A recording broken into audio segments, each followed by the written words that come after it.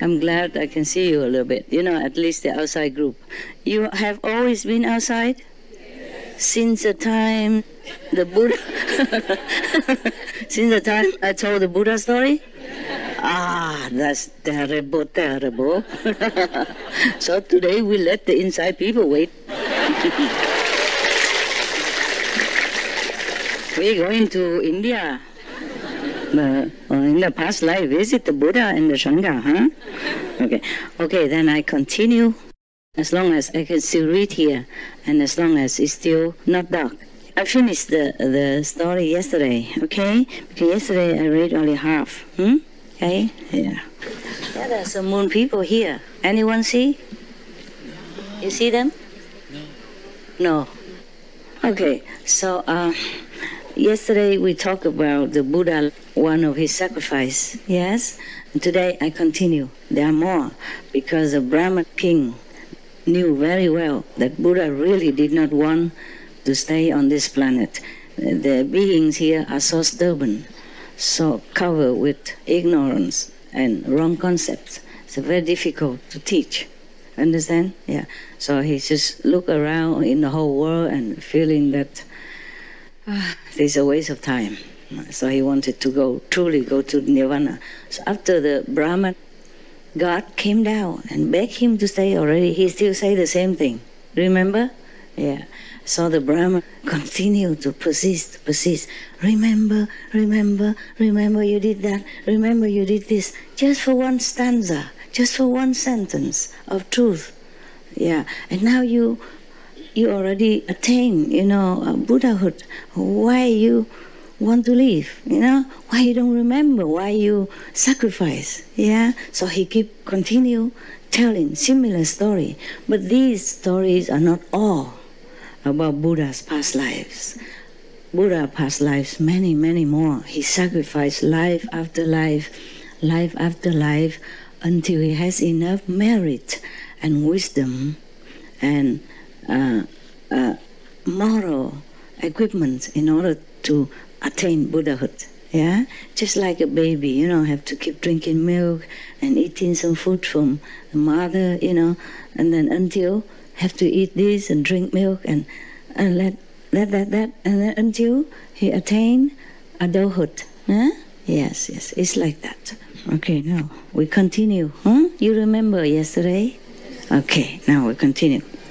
We should really thank the past masters, monks and nuns and scholars who have taken time to record the Buddha's teaching after the master's nirvana, and also for the past and present persons, lay or monks or nuns who have really dedicated themselves, sacrificed their time and precious health or under any difficult situation to translate this so that I can read it to you. We have to thank them. And may they be blessed forever by all the Buddhas, past, present, and future. May their merit be immense. May they be liberated forever. Thank you.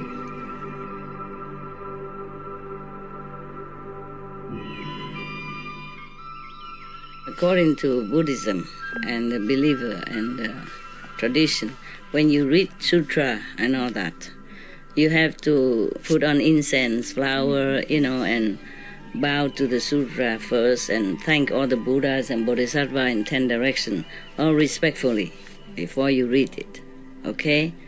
And then you cover the sutra also with silk or, beautiful cloth, and I just make it more popular. Yeah, more easy, simple.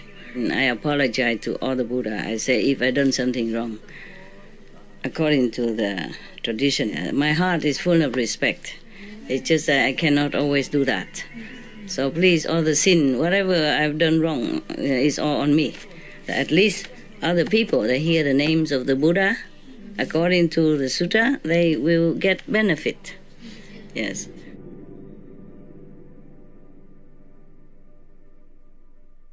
So the Brahman God said again to the Buddha, "Praised be the word honored one.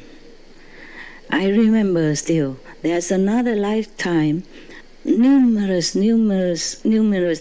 aeons passed already. Also, the same planet, this planet. There was a country called Balanai. Yeah, well, this is Vietnamese. I guess Sanskrit is different, but never mind. Yeah. In that country, there were 500 practitioners. Yeah, practicing like Taoism. Yeah, for going to heavens. Yeah, but not like to get Buddhahood.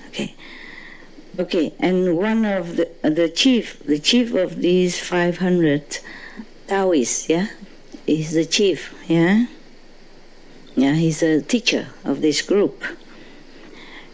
Even though he followed these like a Taoist or heavenism, but he always pray to be able to meet like somebody truly enlightened, like the Buddha, and to learn from this enlightened teaching. So he journeyed all over the planet, and always asking people, I am the great Taoist, or heavenist. I don't know the different. These people, they practice differently, It's not like meditate, become Buddha, but probably have magical power and stuff like that, and after die go into some heavens, Maybe we just say Taoist, Maybe not the real Taoist, but the follower after of the Taoist or something, Taoism or something like that. I would really wish to hear the real teaching from the Buddha. So if anyone knows about it and tell me, then whatever you need, I will supply. So there was one person from Brahman caste in India, the top class. He come, top caste. The four castes in India. So Brahman is the top class. He's come to this great heavenist and said to him, I have heard that you want to know the truth, teaching of the Buddha.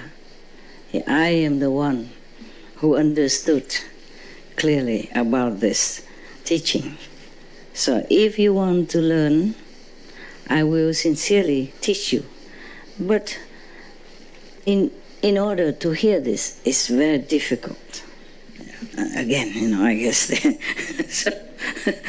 I guess some God who has nothing to do come down testing this poor person again, poor, future Buddha again. All right. So this great heavenist, the one who follows heavenism, asked him, praise be the great master, how could I properly listen to the teaching? Please explain it to me. Just come get initiation from Madame Thanh Hải, She went to the Himalaya and got some secret, come back and just go to her, and all I have to do is just fill in the form, sign the name, eat vegetarian or vegan, and then it's done. After 2 hours, you're enlightened. Continue, practice to become Buddha. Even if not Buddha, then liberated. 5, 6, 9 generation too. And that's so easy. Poor Buddha, he was a bad luck guy, I mean, the future Buddha. You guys so lucky, you should have told him. You should have told him. You should have told the poor future Buddha that it's very easy, man. Okay, but of course at that time the Buddha wasn't very enlightened yet. He was a seeker, with all sincerity and the best of intention and the good heart, a loving heart, want to help sentient beings and liberate himself. I wonder I wonder, how can such a sincerity and such a great intention, honor cause, how can heaven not moved? How can other Buddhas not moved to help the seeker, the future Buddha, the past future Buddha? And why make him suffer so much? I wonder. Don't you? Yes. Why? Such sincerity. Huh? And before that, he did many things already. Not tested enough. How many more classes should he attend? How many more exams he should pass in order to get the teaching from the Buddha? The ultimate teaching for liberation. I wonder, huh? Don't you? Yes. Yeah, okay, I continue. So of course, you know already, yeah? That future Buddha, the great heavenist Taoist, say, thank you, great master. Thank you for teaching me the proper way to listen to the ultimate Dharma. I will do it right away. Now I'm thinking not. Even go back to Himalaya and all that alone, I also would not go back again. Thank God I don't have to. At that time, I was blind. Love makes blind. People say that. I loved God too much. I love humanity and all suffering beings too much. I was blind. I just go anywhere, wherever I hear, master that, master this, I go anywhere. I had not enough money. I eat only cell-made chapatis, once a day with some peanut butter. And sometimes I couldn't bear, then I buy some cucumbers, or some one or two samosas, which is tastier. But I can't afford that every day, huh? Yeah, even though it's dirt cheap. 5 rupees for one. How much is that? Not even 1 cent or something like that, understand? Yeah, or 2 cents, American cent. But I was blind, yeah? Now I'm already, I have the third eye open. If somebody tell me go back to Himalaya again, do the same stuff again, I say no thanks. So after that, and then now it is done, he said, Honorable Great Master, praised be your compassion. Please teach me now. I will write it down. So, of course, the Great Master, Brahman, saying first, it's longer now than last time.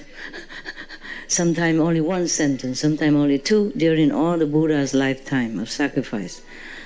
Great sacrifice just for 1 sentence, and sometimes 2 or 3, sometimes 4. This time it's long. 1, 2, 3, 4, 5, 6, 7, 8. Oh, it's getting better all the time. It must be that he's married already more now. It's similar to the one we heard before. Probably the future Buddha has forgotten. Similar, just maybe 1 or 2 words different. Okay, it's go like this.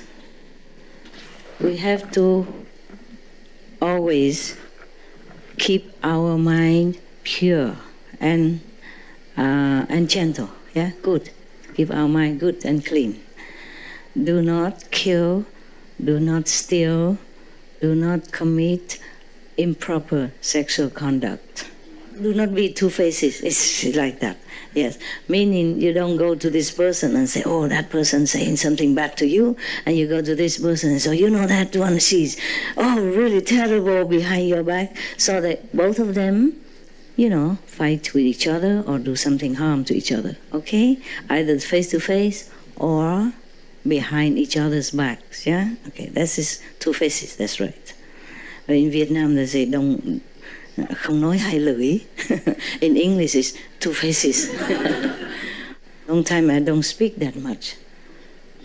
I have dog keepers, but rarely have to say anything. If something, I text them, Because during retreat, if I talk a lot, I will bleed, or I will get truly sick or trouble. I can talk maximum 7 minutes only. beyond that, I will suffer. Because the power, it cannot mix too much with the world energy. When I talk to someone, this is a connection, understand? And it's a conflict inside my being. And it produces physical discomfort like that, or sick, or coughing a lot, or vomit, or stomach problem, or whatever, headaches, So I hardly spoke all this time, very little, sometimes only. But I also have to sometimes, something you cannot always text, you cannot always write, you have to talk. So I have to spare some time, whatever possible, to talk to sometimes a long distance, to instruct to do this, to do that. You can't always text because you have to have a conversation to ask, how about that? Is that okay that way? Or is it not okay? Then we do this, okay or not okay? Then you can't just write a text, on SMS. You have to talk. And sometimes like that, I over-talk. And a lot of cells dead, and then I bleed. Because the cell has to come out. The dead cells comes out in the form of bleeding, etc. I don't know why I tell you this stuff. And to my dogs, I don't have to talk. So if I continue in the mountain to meditate alone, as I told you, probably when I come back, I just look at you and say, boo. Okay, and we will try to stay longer with you, okay? I mean, in this kind of environment, so that you can have a chance to come and see me, if you want to. Do you want to come see me? Oh. Thank you for your love. Thank you for your love. I guess you do want to see me. Otherwise, you wouldn't have traveled such a long distance, and spent aeroplane money and all that. All right. So now, do not tell lie, do not over-exaggerate, meaning to cause trouble for other people. Like this problem is only a little bit, Like this person only say, oh, she's not very beautiful. And you go and tell the other person, you know what she says, she's very ugly. Not beautiful and very ugly is different. Even though it sounds similar, but it's not. And then make that person feel sad, and her self-confidence reduce, and sometimes people do silly things if they lost their confidence, self-esteem. They could even kill themselves, things like that.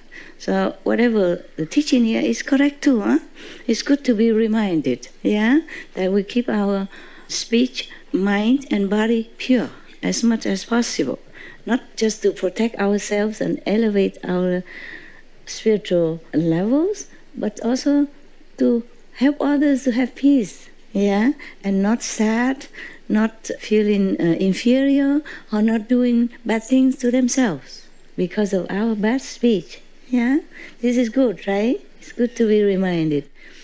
Good teaching is never too much to listen to, never too often. Correct? Okay. That's good. Now, and then do not be too greedy. Just knowing satisfaction. Just knowing enough is enough. Do not hoard things, do not be too greedy at the cost of other people. That is also one of the reasons I told you to save, to spare water. Because the water that they make from the cities have to be purified with chemicals and using machines and all kind of means to make it. It costs electricity, manpower, and a lot of these chemicals. The more we use, the more they have to reproduce more water. And more water means more chemicals. More electricity, everything connected, And if we use too much of electricity, then poor people can hardly afford it,